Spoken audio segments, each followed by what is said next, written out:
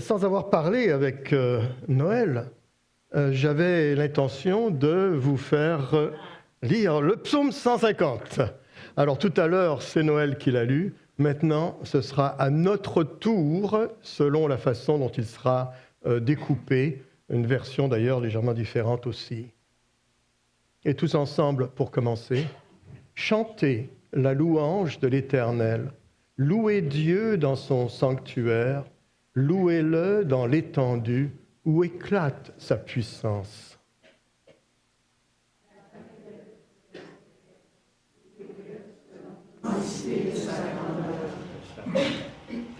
Chantez la louange du Seigneur au son de la trompette.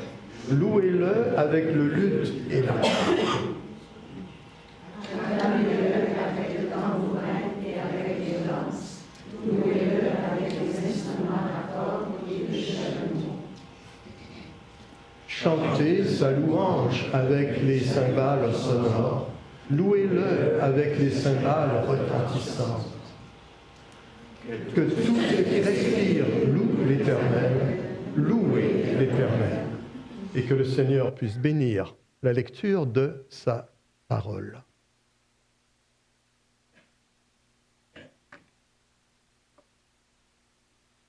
Il était une fois un roi. Il avait un fils. Et le temps passant, il se dit que c'était le moment de passer son pouvoir à son fils. Et donc il prépare, ça devait être quelques semaines plus tard, il commence à préparer la cérémonie, commencer à inviter les seigneurs du royaume pour que tous puissent venir assister à ce grand événement que serait l'intronisation de son fils. Dans tout le brouhaha qui était là, le fils, lui, un peu nerveux, un peu dépassé par les événements, il savait très bien ce qui allait arriver, mais il se dit, j'ai besoin de prendre un peu de recul, de m'isoler un peu.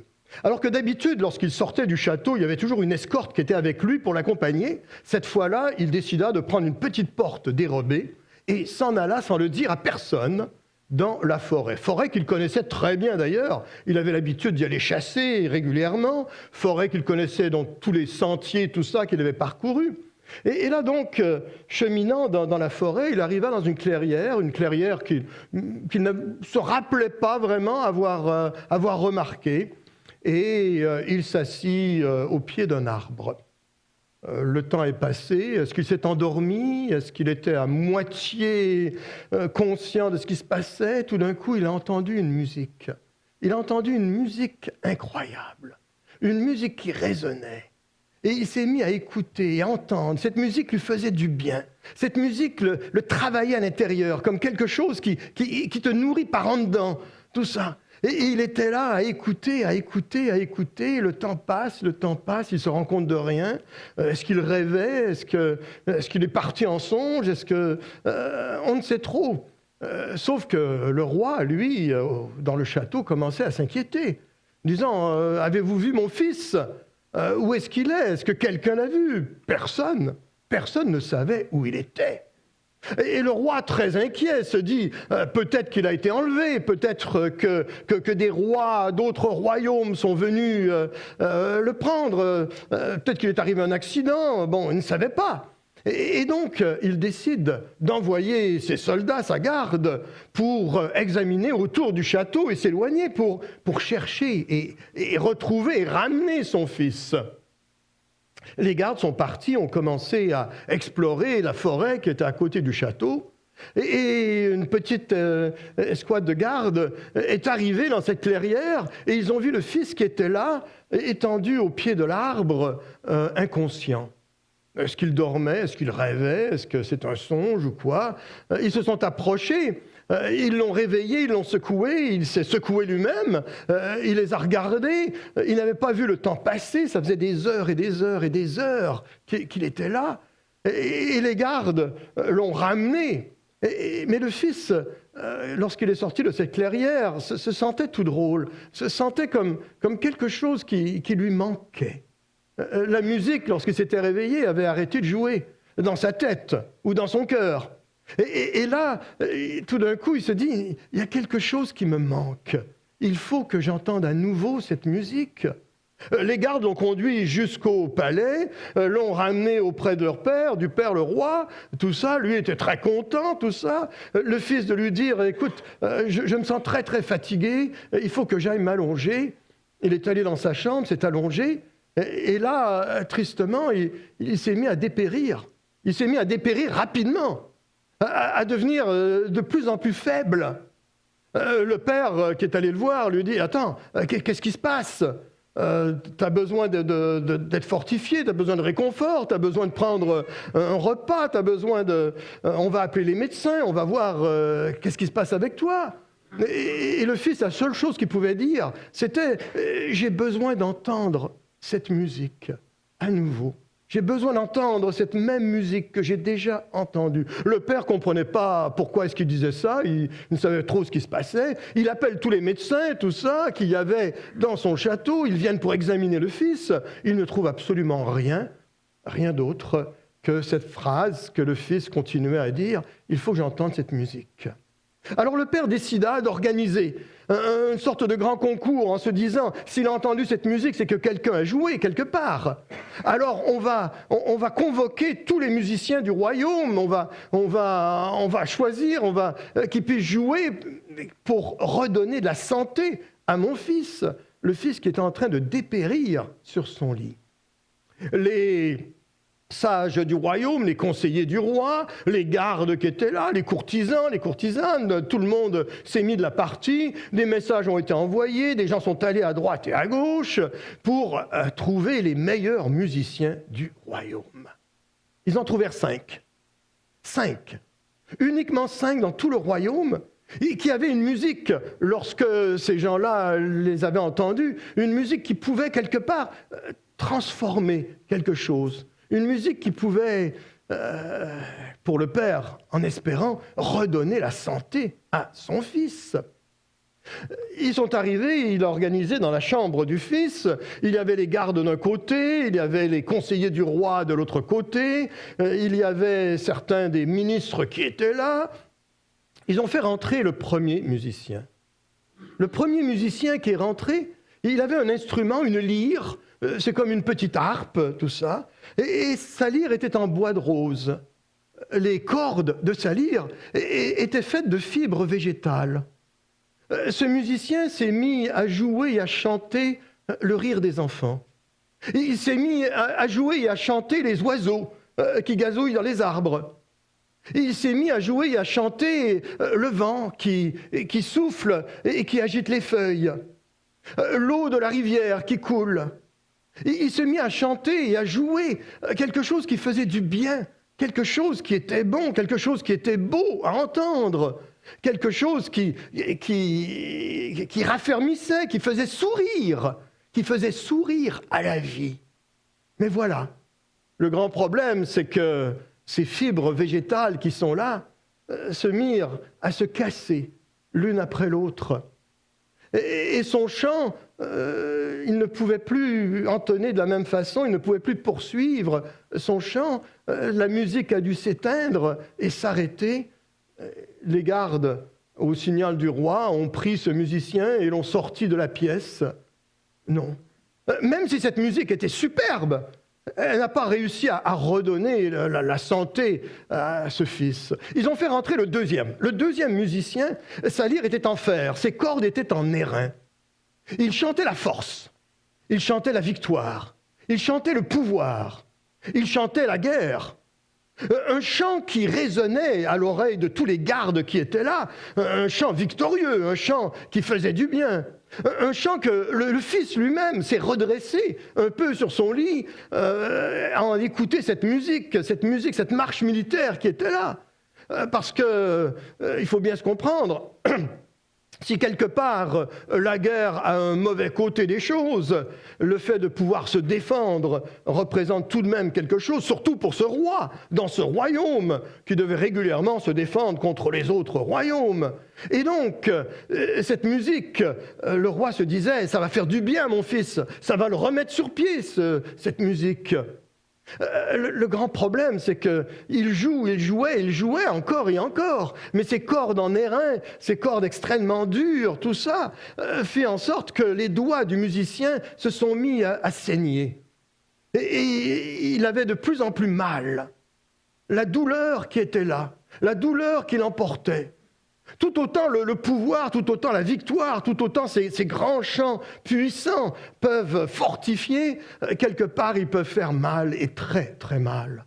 Et il s'est mis à chanter de plus en plus faux, tellement est-ce qu'il avait mal. Le roi, à ce moment-là, jette un coup d'œil à ses gardes et habitué à obéir au moindre signal du roi, ils ont saisi ce musicien, ils l'ont sorti de la pièce. C'était le tour du troisième. Le troisième musicien est entré. Sa lyre était en bois précieux, recouverte de pierres précieuses, et ses cordes étaient en or. Il s'est mis à jouer et à chanter les beaux vêtements, les beaux meubles, l'argent, le luxe, toutes les choses qui peuvent attirer le regard, toutes les choses qui en avaient rempli dans le château, toutes les choses que les ministres qui étaient là désiraient par-dessus tout ce matériel qui était là.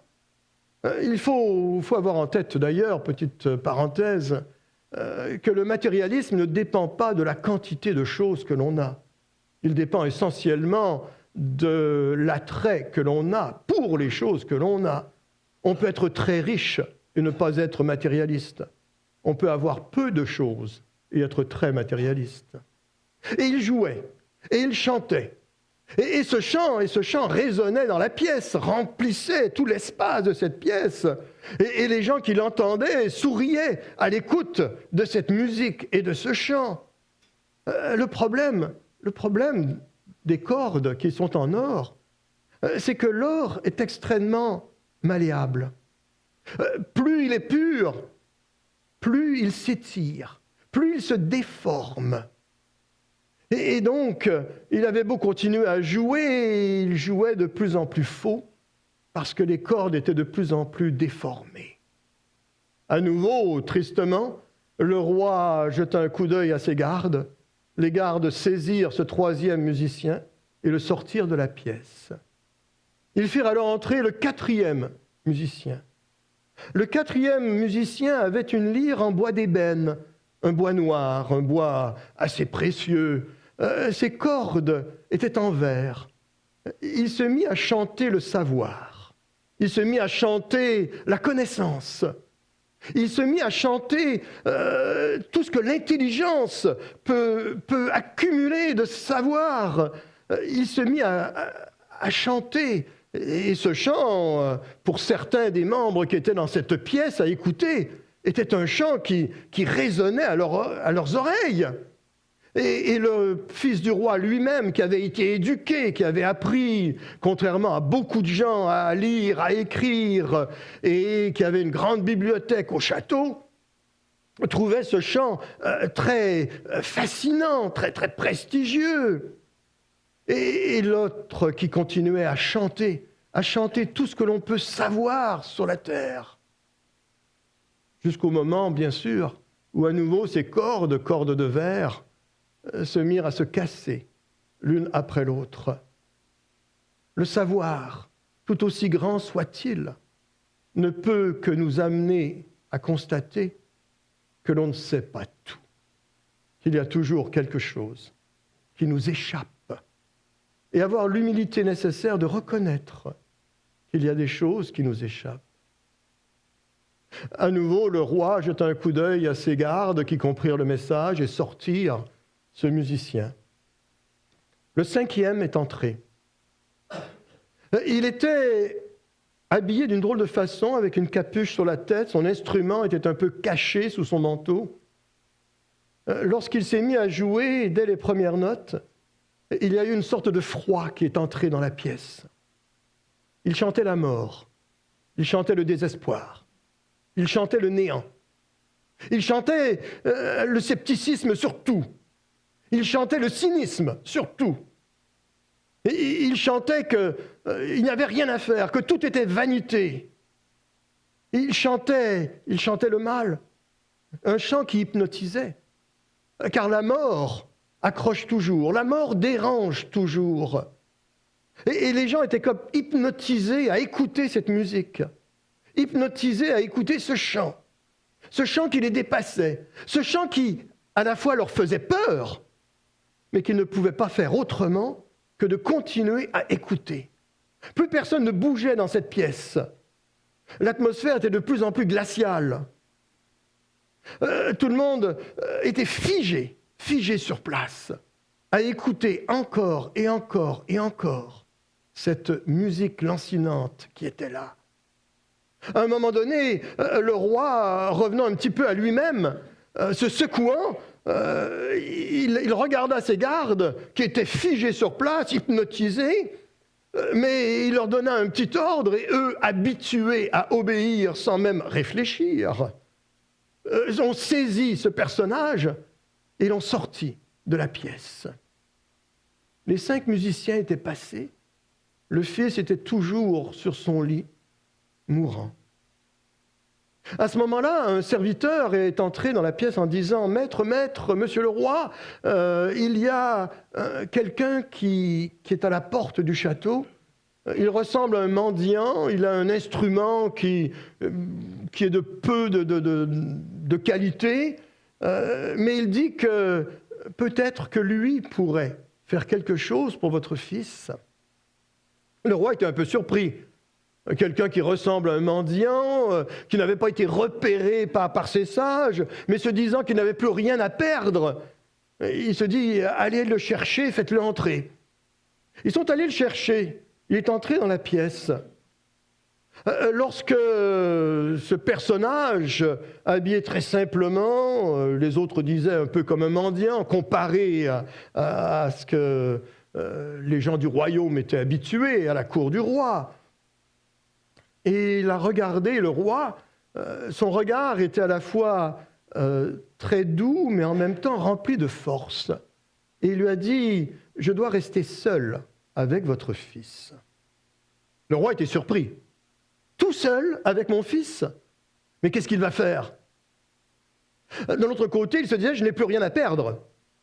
Peut-être qu'il a besoin vraiment d'être seul avec mon fils. » Il a demandé aux gardes de le fouiller au complet pour être bien sûr qu'il n'y avait pas une arme cachée, un couteau quelque part, et que même son instrument de musique ne pouvait pas devenir dangereux en soi. Et finalement, le roi a accédé à la demande.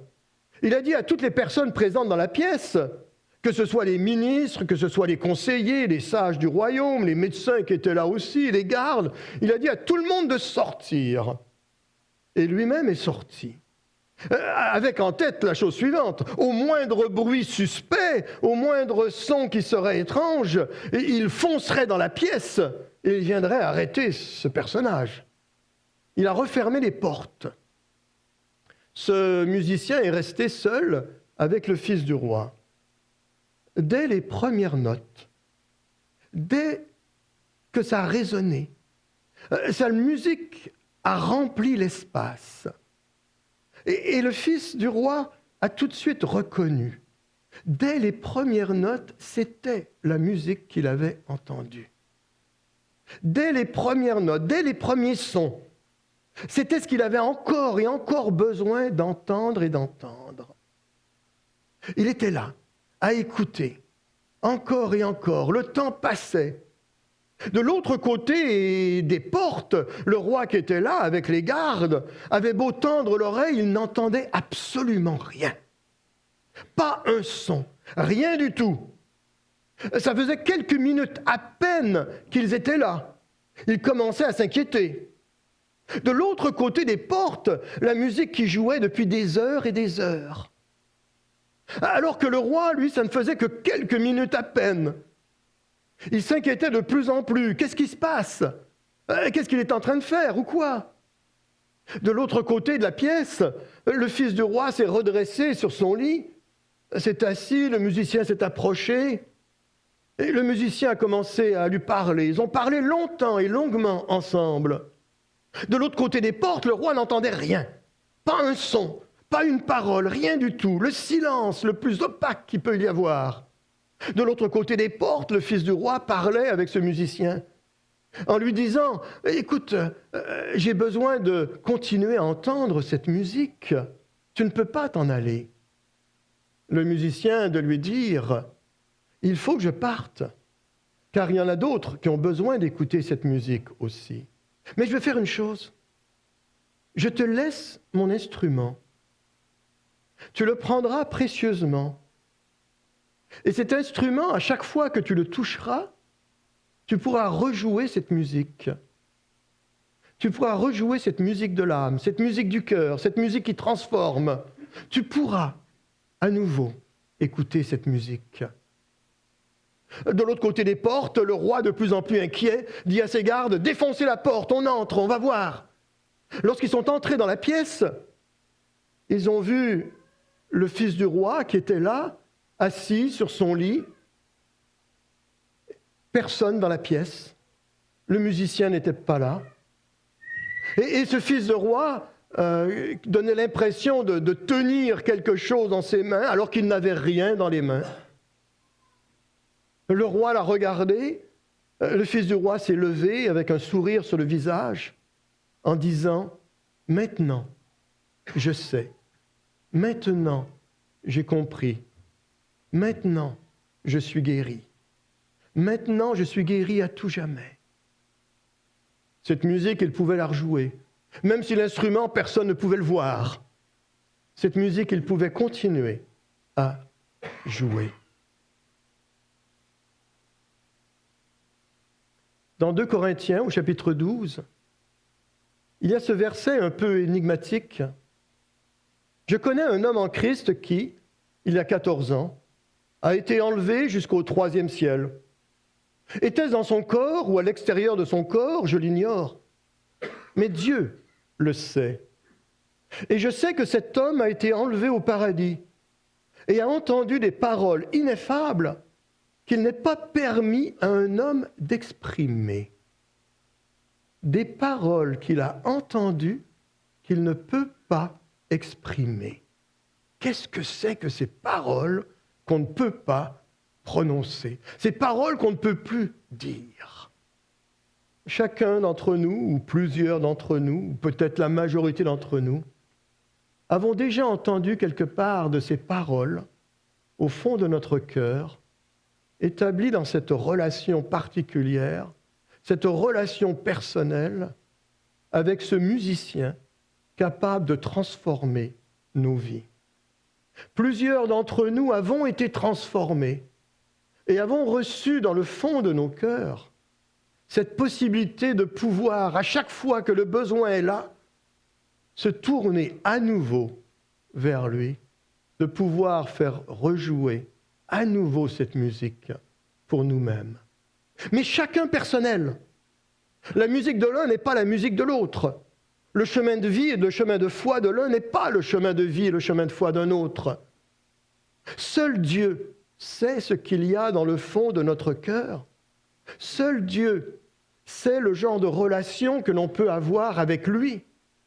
Seul Dieu sait de quoi nous sommes véritablement faits, avec nos forces et nos faiblesses, avec nos rêves, avec nos projets, avec nos erreurs de parcours, avec nos tentations, avec tout ce qui fait ce que nous sommes.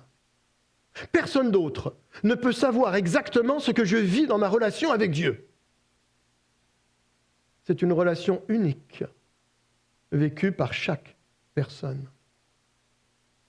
Il y a des années de cela, je revenais des États-Unis sur le pouce, j'étais nouveau chrétien. Je traversais un moment un petit peu difficile dans mon chemin de foi. J'ai décidé d'aller faire une sorte de retraite spirituelle dans une abbaye à Saint-Benoît-du-Lac. Je ne sais pas si vous connaissez. Je suis allé passer 4-5 jours là-bas et j'étais particulièrement déprimé. Et déprimé, oui, vraiment déprimé. Et je ne savais pas trop ce que je vivais à ce moment-là dans ma relation avec Dieu et ce que je devais faire et ce que Dieu me demandait de faire par après. Alors que je marchais le long d'une allée voûtée, même si c'était une abbaye pour les hommes, il y avait un groupe de religieuses, des Sœurs Grises, qui marchaient à ma rencontre. Et il y a eu une jeune religieuse qui était là, qui m'a regardé et que j'ai regardé. Nous nous sommes regardés et à ce moment-là, j'ai su qu'elle savait ce que je vivais. Et j'ai su qu'elle savait que je savais qu'elle savait.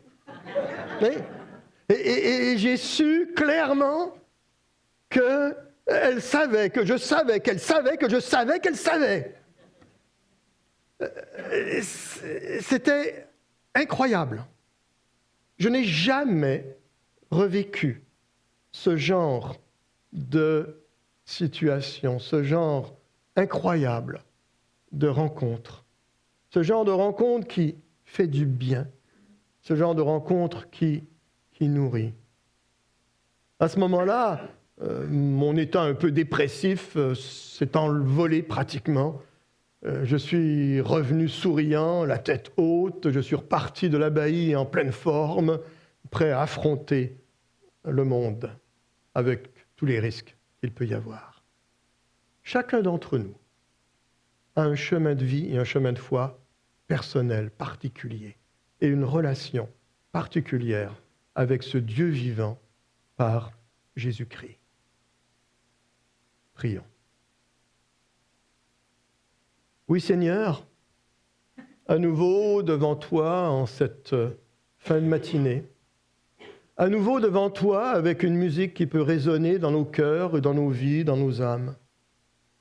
À nouveau devant toi, Seigneur, avec nos chemins de vie, parsemés d'embûches, parsemés de joie.